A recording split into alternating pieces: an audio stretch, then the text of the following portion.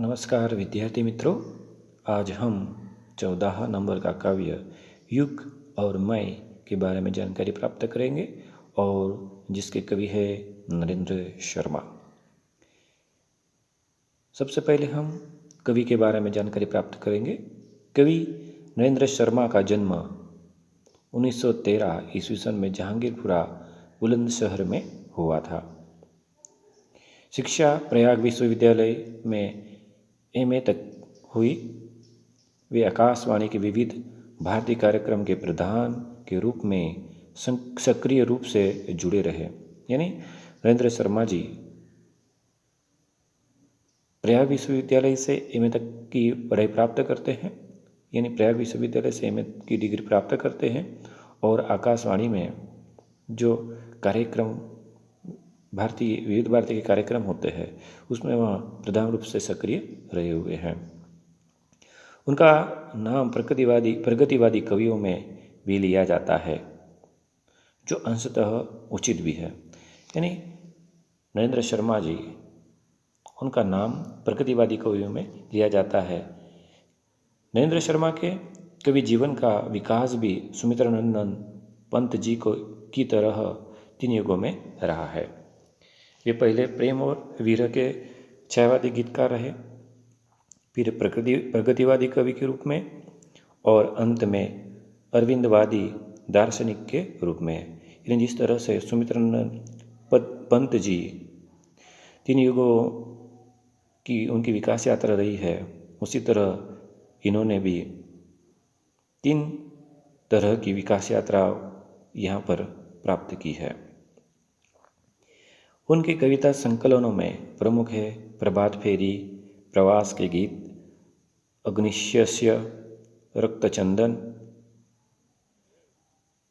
लाल निशान, पलाशवन आदि कविता संग्रह के अतिरिक्त नरेंद्र जी का एक कहानी संग्रह भी है, कड़वी मीठी बातें। उनकी कई कविताओं में तत्कालीन समय की वेदना प्रतिबिंबित है।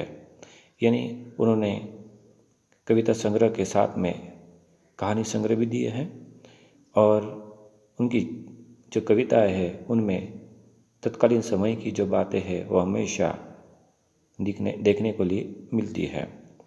विद्यार्थी मित्रों, इस काव्य के अंदर कौन सी बातें यहाँ पर नरेंद्र शर्मा जी ने रखी है या इस काव्य का सारांश क्या है वो हम समझेंगे।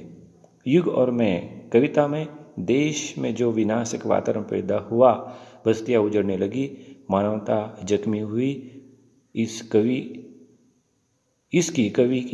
कवि को सही पीड़ा है। यानी इस काव्य के अंदर जो विनाशक वातावरण है, देश में बस्तियां उजड़ रही है, मानवता जख्मी है, इन सारी बातों को इस काव्य में कवि ने रखी है।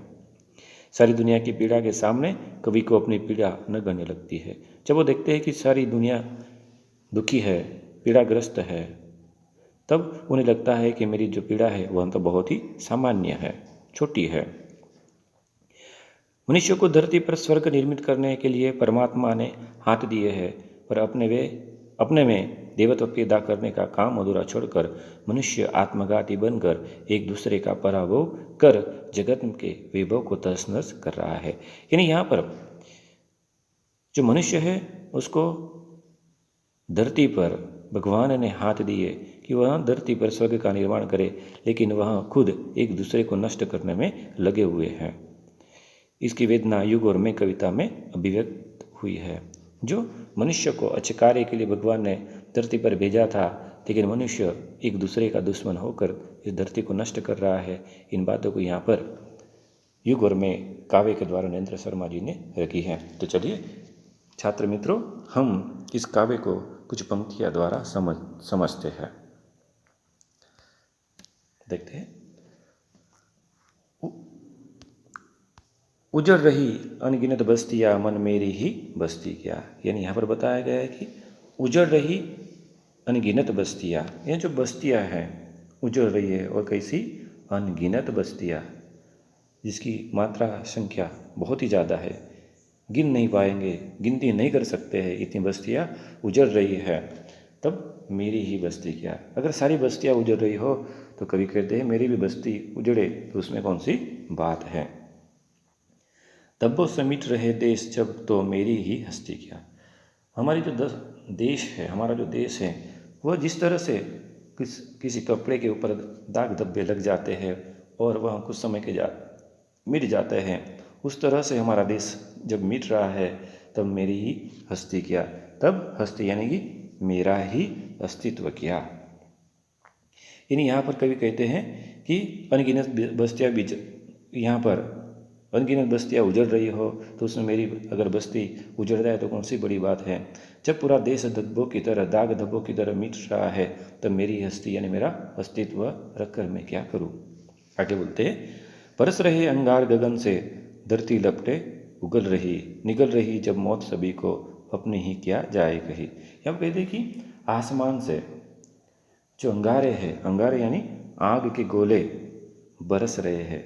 गगन यानी आसमान से, आकाश से आग के गोले बरस रहे हैं। जिस तरह बम धरती के ऊपर गिराए जाते हैं, उसी तरह से यहाँ पर आकाश से, यहाँ पर ज़मीन के ऊपर आसमान से क्या गिर रहे हैं, अंगार के गोले गिर रहे हैं और धरती लपटे उगल रही हैं। जो धरती है, धरती के अंदर लपटे यानी कि ज्वालाएँ उगल रही है यानी निकाल रही है। जो धरती है वह धरती पूरी ज्वालाएँ निकाल रही है, यानी आसमान से अंगार के गोले बरस रहे हैं और जो धरती है वहाँ लपटे यानी ज्वालाएँ निकल रही है। निकल रही जब मौत सभी को, अपनी ही क्या जाए कही। अगर सभी के सभी मौत के मुंह में जा रहे हैं तो तब मैं अपने बारे में क्या कहूँ। अगर सभी के सभी मौत के मुंह में जा रहे हो तब मैं मेरे अपने बारे में क्या बताऊँ। दुनिया भर की दुख कथा है, मेरी ही क्या करुणा कथा। यानी जो पूरी दुनिया है, पूरी दुनिया के अंदर जो दुख है तो अब उसमें मैं मेरे दुख कहाँ बताऊँ। यानी पूरी दुनिया के अंदर दुख दर्द भरा हुआ है तो मैं अपने गम के बारे में क्या कहूँ, मेरे अपनी करुणा के बारे में क्या कहूँ। आगे कहते हैं, जाने जाने कब तक घाव भरेंगे इस घायल मानवता के, जाने कब तक सच्चे होंगे सपने सबकी समता के। कवि कहते हैं कि जाने कब जो घाव है मानवता के वो कब भरेंगे, ये मुझे पता नहीं है। न जाने कब वह घायल मानवता के जो घाव है वह भरेंगे। जाने कब तक सच्चे होंगे सपने सबकी समता के। न जाने जो मैंने सपने देखे हैं, यानी कौन से सपने देखे हैं, समता के, सभी की एकता के जो मैंने सपने देखे हैं, न जाने वह कब एक होंगे, कब मेरे सपने सच्चे साबित होंगे। सब दुनिया पर व्यथा पड़ी है, मेरी ही क्या बड़ी व्यथा। अगर पूरी दुनिया के ऊपर यहाँ पर विपदा आ पड़ी है, अगर पूरी दुनिया व्यथा में है तो उसमें मैं अपनी व्यथा कहूँ तो कोई बड़ी बात नहीं कहलाएगी। आगे कहते हैं, खोल रहे हैं सात समुंदर, डूबी जाती है दुनिया। यानी जो समुंदर है वह उगल रहे हैं, यानी जो समुंदर है वह अपनी लपटें उगल रहे हैं और डूबी जाती है दुनिया, और उस लपटों में पूरी जो दुनिया है वो उसके अंदर डूबी जा रही है। ज्ञान था लेता था जिससे गर्क हो रही वह दुनिया। जो ज्ञान है था यानी कि गहराई में, जिसकी गहराई में ज्ञान प्राप्त होता था वही उसके अंदर क्या हो रहे हैं, गर्क हो रहे, सभी उसी के अंदर डूबे जा रहे हैं। यानी यहाँ पर बताया है कि जो समुद्र का पानी है वह उबल रहा है और उसके अंदर पूरी दुनिया डूबी जा रही है। यानी आगे कहती, ज्ञान था लेता जिससे गर्क हो रही दुनिया, यानी जिसके गहराई में जाकर ज्ञान का पता लगाना था वही उसमें डूबे जा रहे हैं।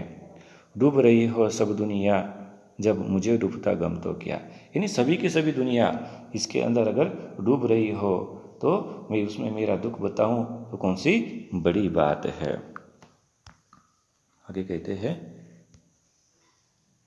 हाथ बने किस लिए करे भू पर मनुष्य स्वर्ग निर्माण। यहाँ पर कवि कहते हैं कि भगवान ने हमें हाथ दिए हैं तो किस लिए करे भू पर मनुज स्वर्ग निर्माण। वो यानी धरती के ऊपर मनुज यानी मनुष्य क्या करे, स्वर्ग का निर्माण। भगवान ने हमें हाथ दिया, मनुष्य को हाथ दिए कि वह स्वर्ग कि वह धरती पर जाए और स्वर्ग का निर्माण करे।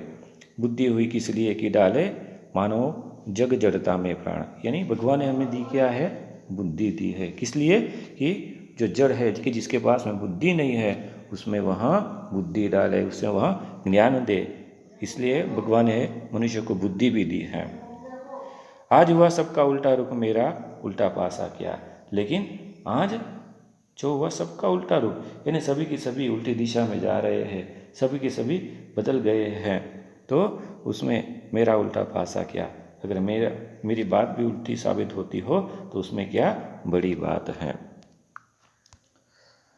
आगे कहते हैं,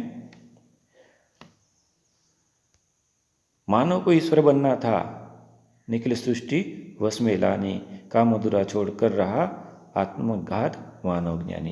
यानी मानव को ईश्वर बनना था, निखिल सृष्टि वश में लानी थी। जो मनुष्य है वो मनुष्य ईश्वर बनने का प्रयत्न कर रहा है और पूरी सृष्टि को वश में लाने की कोशिश कर रहा है। काम अधूरा छोड़ कर रहा आत्मघात मानव ज्ञानी। लेकिन मनुष्य को भगवान ने जो काम के लिए धरती पर भेजा था वो काम उसने वह अधूरा छोड़ दिया है और वह क्या कर रहा है, आत्मघात, यानी वह तो आत्महत्या करने लगा है। ऐसा ज्ञानी मनुष्य आत्महत्या करने लगा है।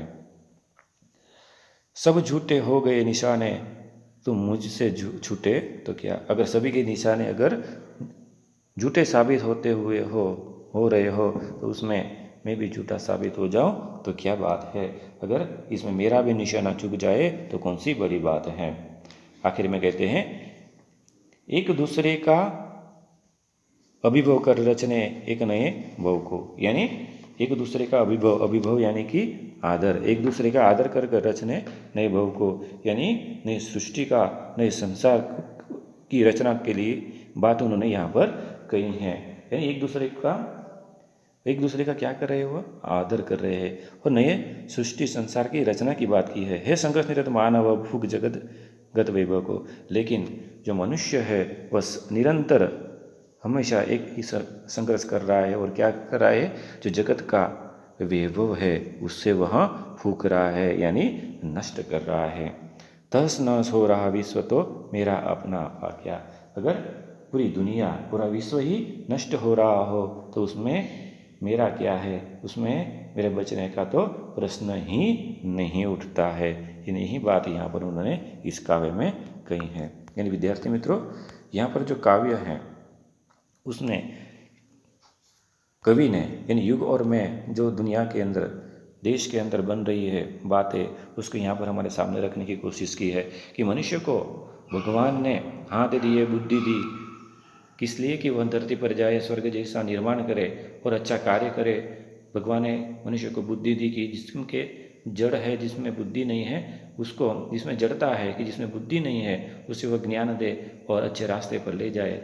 इसलिए मनुष्य को भगवान ने धरती पर भेजा है। लेकिन सभी के सभी जो मनुष्य है वो एक दूसरे को नष्ट कर रहे हैं और साथ ही साथ सृष्टि का भी विनाश कर रहे हैं। अगर पूरी सृष्टि में विनाश हो रहा हो तो कवि कहते हैं, अगर मैं भी इसमें नष्ट हो जाऊं तो कौन सी बड़ी बात है। यही बात इस काव्य में बताई गई है। धन्यवाद।